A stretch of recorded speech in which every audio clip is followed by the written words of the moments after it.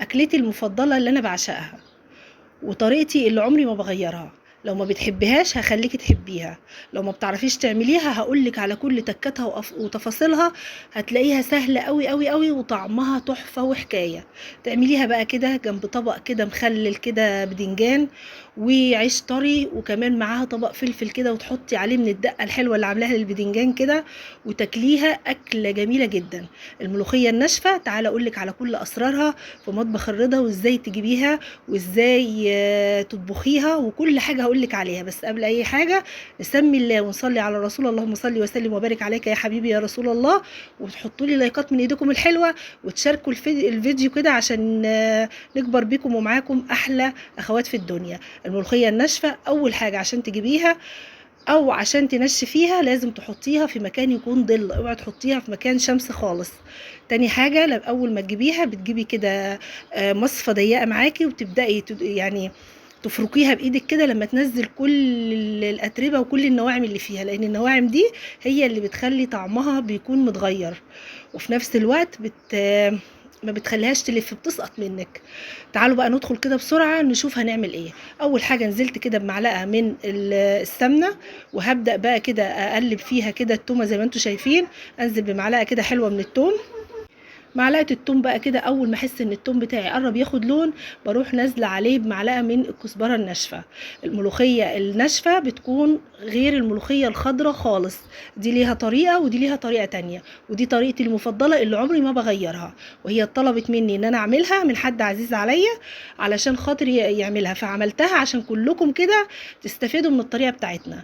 خلاص بقى اول ما التومه بدات تاخد معايا لون كده بنزل عليها بحوالي بالظبط 3 معالق من الطماطم، يعني ممكن تكون حبايه طماطم واحده كده وضربتها في الخلاط. اول حاجه بقى بتديها طعم حلو نحط عليها نص معلقه سكر، ونحط عليها كمون، ونظبط الملح بتاعنا، وطبعا الفلفل الاسود، واحنا كنا حاطين الكزبره الناشفه، ومكعب من المرق، ولو مش حباه ممكن تستغني عنه، بس هو بيدي طعم حلو قوي للوصفه دي.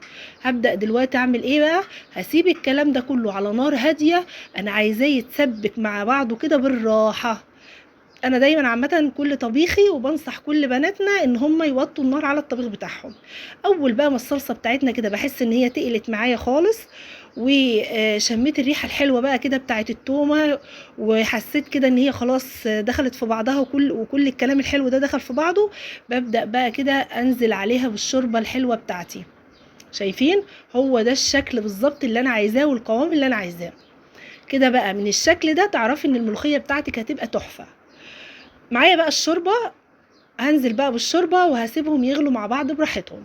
طبعا الشوربه هتحطي اللي انت عايزاه ما دام عندك الملوخيه جاهزه وبكميه كبيره. طبعا بالنسبه انا ما عنديش شوربه ممكن تحطي ميه سخنه وتحطي فيها برضو الماجي، وخلاص على كده هتبقى زي الفل معاكي. خلاص بقى كانت خلاص الملوخيه عندي تمام، نزلت برضو بمكعب من المرق، وكانت غليت معايا، وكل الشوربه تمام غليت وكله تمام. نزلت بقى، طبعا بتنزليش بالكميه كلها مره واحده، بنزل شويه والنار ما زالت هاديه معايا، وببدا اقلب زي ما انتم شايفين كده. وانتي بقى بتقلبي فيها كده بتحسي بيها كانت هي عايزه تتزود ولا لا، لان ديت انتي ما بتظبطي مقدارها على حسب الشوربه، انما الملوخيه الخضراء بتظبطي مقدار الشوربه على حسب الملوخيه. العكس صحيح، هنا بتتحكمي براحتك، بتنزلي براحتك وتتحكمي. الملوخيه الخضراء لا، العكس. خلاص بقى كانت خلاص تمام، مش هخليها تغلي كتير ولا حاجه. انا بقى تظبطي ايدك وتعرفي القوام بتاعك اللي انت عايزاه، هي كده زي الفل، عز الطلب معايا. هاخدها بقى كده معايا وهروح مطفيه عليها النار، وهرجع بعد كده احضر سفرتي الجميله. عملت جنبها طبق بدنجان كده بالدقه كده، وهوريكم مره طريقتي في البدنجان، وعيش طري، وطبعا فلفل، وكانت غدوه جميله جدا. الطريقه بتاعتي دي هي طريقتي المفضله في الملوخيه، بتطلع معاكي زي الفل. بتمنى ان الطريقه طبعا بتاعتي تعجبكم، ولايكات من ايديكم الحلوه، وربنا يحسن ما بين ايدينا وايديكم يا رب. والسلام عليكم ورحمه الله وبركاته، حبايب مطبخ الرضا.